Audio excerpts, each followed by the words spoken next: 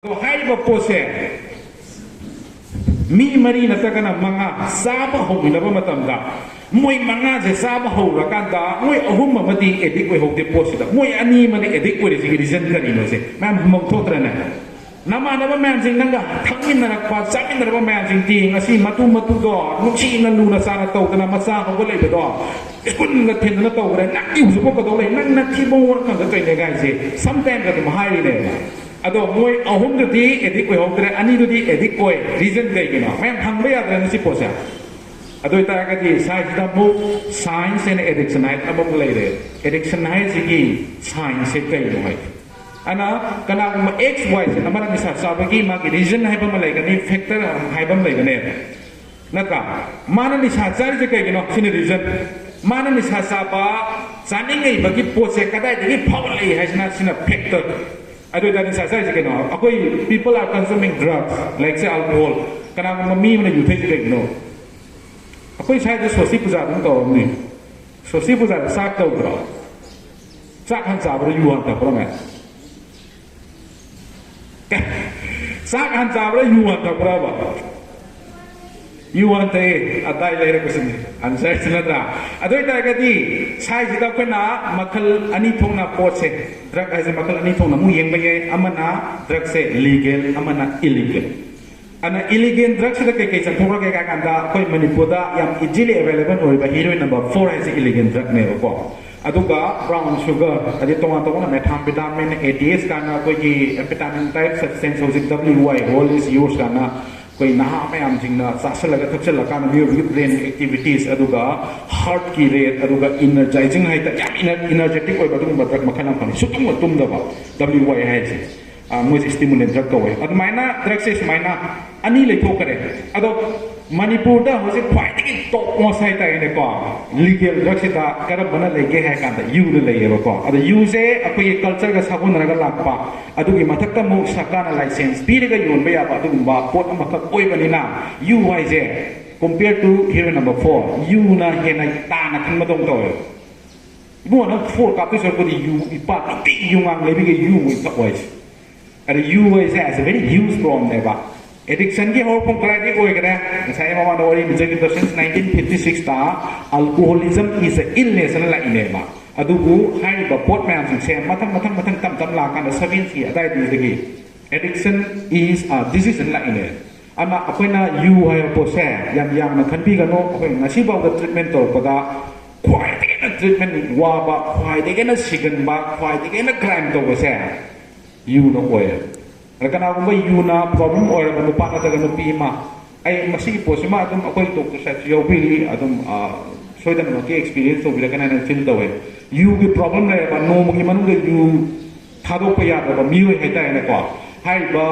miu man sini pun nung siri ni ma you tuhon ingin ni kan aku na phajan dana punjan dana you to na ba hone bigan no madu ma gi life to yang sakti na problematic or ba even si bo ye yang fatal we keno ni mangonda you do kata thado ko tam da withdrawing na ma ko thene ba you withdrawing kan sati mase hallucination ga na moi gi delirium tremens hai dana ma ko le delirium tremens ta hallucination ja or ni tactile kana ko sai da hallucination in the sense that ko gi u do pota u budong na chaka to mana aduga ta do pota mana sa kana mo ni kana bo sa kan chala budong ta adugi matamda mana magi nupi to keno uragadi mai nupi to man tham thil uragadi thin manate thin garabani si garabani macha to si garabani malong da hojiki hai ru pa se alcoholism ni problem lai ba mana doctor ki medicine aduga sumaina rehabilitation center ki magi advice ke ka ant lo na mai to na mona ba ro hona ba sida numit khumdi shu ba se apoi 72 hours manu se dem thokal level da nem treatment se ada thongla ba jani thokko da mana magi nupi to thana thita la ha pe da na adu sai sum nei mai ka ta ngai ba ngu pam sa se si ju thang thita la ha to ba adu ma sa society wa si hai ko po se apoi na apoi da tholoi hai ngai lai te ba sometimes apoi gi hu manu da ta kana apoi gi nang na da kana ba alcoholism ki problem le bo yaw bo da ba ma yu ton se ta ga ti always apoi na doctor ki advice lo bi ga dong ni aduga magi medicine man na sa ga tha kan da ma di medicine ki treatment yaw da sha ma ya de ba ko ana hai ko se to bi ga dong ne adu mai to kana you jo ko ni yang na bi ga no it three be available ko di drug man sing share she is ki ma da kwai de na li da ba all this drugs se kai na kana you ko อันนั้นเป็นนะสมมติเราพอสามมีมูลก็ได้แก่น้องเมฆอุบะอยู่ทับปันปันมูลก็ได้แก่น้องเมฆอุบะเสียมาชีเป็นนะมาชีตัวพิโรยตัวอุเนบะแต่ฮิโรยนะมาพอสายมูลปาตัวตุสุมีนี่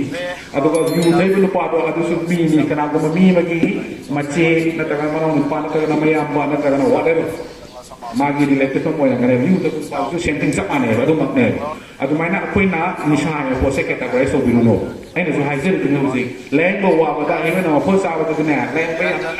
live in the sense that yang live ada nanti kau. Ani tu compare tu nama macam tak. Makin nah sudah ini ada juga masalah pada tu yang tu ni. Atau you thala kerja orang 50 matung tak. Yang kini matung tak. 40 setengah lah kan ya. Barang-barang pakkan tak. Pat pa isa pat to ini, diabetes of silang gani, sugat sa Taiwan silang gani pa. Ado doon na misa, witwen matan sa mamati si Sanni, mayong hansan ni, ayang pibam tataw sa nila. Ado doon na na, doctor ki advisement, hindi yaw ka na masa ni rehabilitation center, the takita language, sa layan din. Kaya no di, masa yung isang sina, Nisha carakan da edit ko pa isa, overnight pa, ngasi man isa carakan overnight ko sa nagtir. Hiro na 4 wagera, you wagera, kanjang wagera. Overnight or penatap dina mana ngasi you terpahur ni saya mengaji betul tarang betul mana you tu tak alkohol prom or peluane nak kena atau mai tu kena you natakan any form of drug saya syarat bagi teman-teman lay hai tu macam saya pernah adolescent ke adolescent ke per sa kone tu UN sehingga orang di negara sehingga proses mainan define tahu itu